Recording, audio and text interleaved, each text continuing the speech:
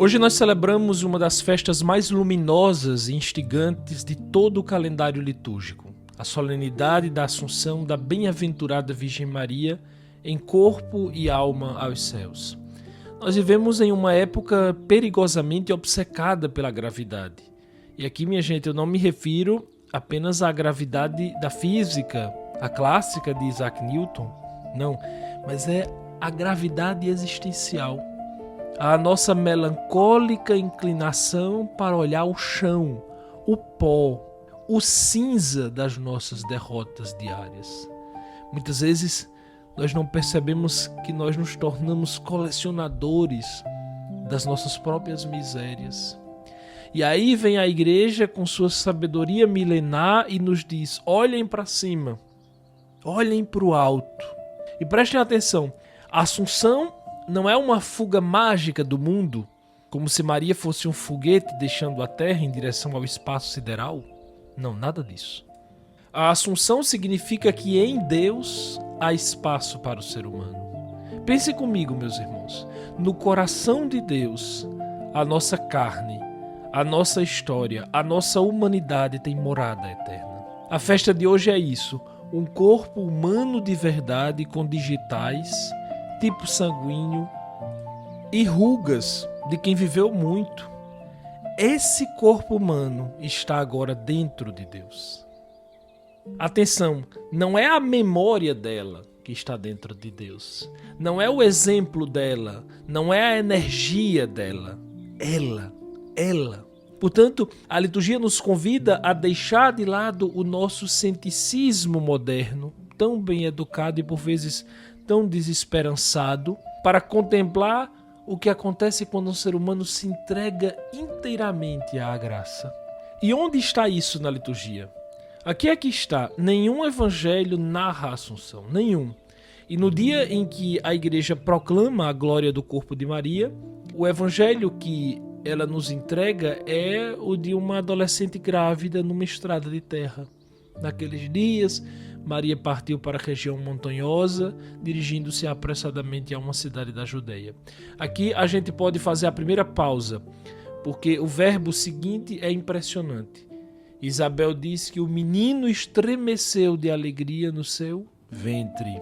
O grego utiliza o mesmo verbo que a Bíblia grega usa para os gêmeos que se agitam no ventre de Rebeca e para as montanhas que saltam como carneiros no Salmo 113. O primeiro ser humano a reconhecer o Messias reconhece com o corpo, dentro de outro corpo, sem uma sílaba, mas com uma dança. É bonito isso. Antes da doutrina, o pulo, a dança. Nós que aprendemos a chamar de fé aquilo que se passa dentro da nossa cabeça, do nosso intelecto, deveríamos parar diante disso. João dança, se alegra, pula no ventre de Isabel. Há um texto tão bonito do cardeal Ratzinger. Eu citei esse texto no meu livro. Está lá, que acontece verdadeiramente na Santa Missa, em que o cardeal Ratzinger diz: a fé ultrapassa a cognoscibilidade, ou seja, a fé ultrapassa a compreensão. Se você quer viver a fé passando sempre pelo crivo da sua cognição, da sua compreensão, do seu entendimento, não vai dar certo. Não vai dar. Pois bem, aí Isabel solta a primeira bem-aventurança do Evangelho de Lucas. Feliz aquela que acreditou. Reparem bem, a bem-aventurança é sobre Maria. Está falando da própria Maria. E isso me consola, porque reparem, não é uma bem-aventurança de quem está no útero de Maria, mas é sobre Maria. E isso me consola porque a maternidade divina é dela e só dela. Mas a fé está aberta para mim e para você. Feliz aquela que acreditou. Então vem o Magnificat. E aqui eu preciso ser um pouco chato com a etimologia, porque ela carrega o argumento inteiro. A minha alma engrandece o Senhor. Traduz megalinei, tornar grande. Prestem atenção, por favor, nisso. Essa é a parte mais importante. Prestem atenção, porque às vezes a gente pode entender errado. Deus não fica maior porque Maria canta. A minha alma engrandece o Senhor quer dizer que ela é a lente de aumento. não é que Deus se tornou maior, isso é heresia. Mas quer dizer que por meio dela, Deus se tornou mais visível. E logo depois, ela diz que Deus olhou para a pequenez de sua serva. E a palavra é tapeinoses. A gente já falou dela aqui no podcast. Tapeinoses não é a virtude da humildade, simplesmente. É aquela coisa que a gente cultiva e depois exibe discretamente. Tapeinoses é condição objetiva. É o estado de quem não conta, de quem não aparece na lista, de quem não seria convidado para a mesa. Uma menina de uma aldeia irrelevante, numa província ocupada pelos romanos.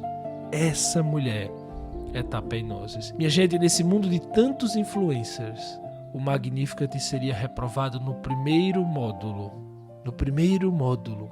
Cadê o protagonismo? Cadê eu me tornei a melhor versão de mim mesma? Maria atribui tudo, absolutamente tudo, a outro com O maiúsculo. O poderoso fez em mim maravilhas. E olhem os verbos que vêm depois.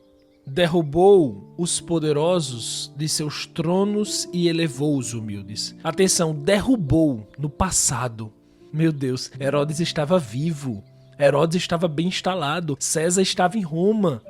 O império ia durar mais de 400 anos. A gramática aqui está fazendo teologia, minha gente. Vejam que coisa linda.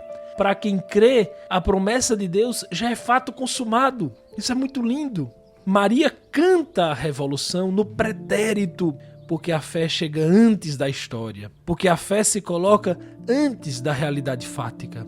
Pois bem, por que o evangelho no Magnificat, dessa moça cantando, entra na festa de um corpo assunto ao céu?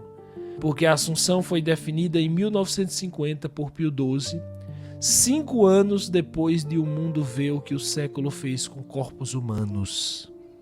Saibam ler a história, veja que bonito. 5 anos depois das valas comuns e dos fornos da Segunda Guerra Mundial, da grande desgraça que foi o nazismo.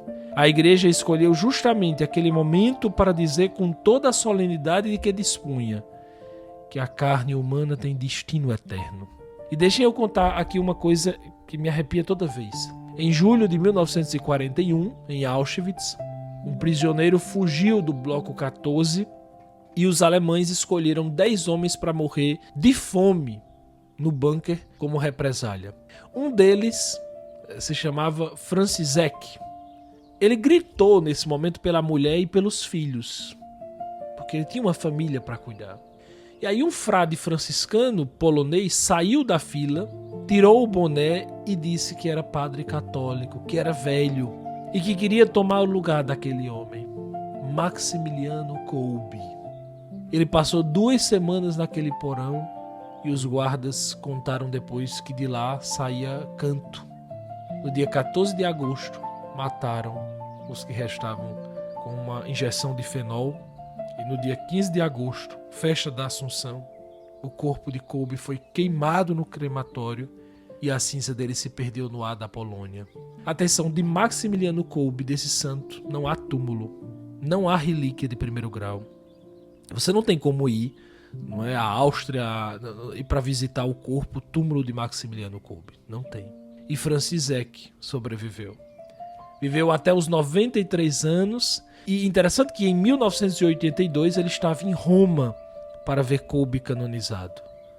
O homem que ofereceu o corpo inteiro tinha rezado a vida toda desse modo. Ó Imaculada, Rainha do céu e da terra, refúgio dos pecadores e Mãe amorosíssima nossa, a quem Deus confiou toda a ordem da misericórdia. Eis-me aqui aos vossos pés, eu, miserável pecador. Suplico-vos humildemente que me aceiteis todo e inteiramente como coisa e propriedade vossa, e façais de mim de todas as minhas faculdades, de alma e de corpo, de toda a minha vida, morte e eternidade, o que mais vos agradar. De alma e de corpo, minha gente, que lindo. Ele sabia o que estava entregando e sabia para quem estava entregando. Entregou seu próprio corpo. Eu diria que uma sugestão para essa semana: vá ver alguém com o corpo. não mande mensagem, não mande áudio, não reaja com o coraçãozinho, com aquele emoji com as mãos postas, não.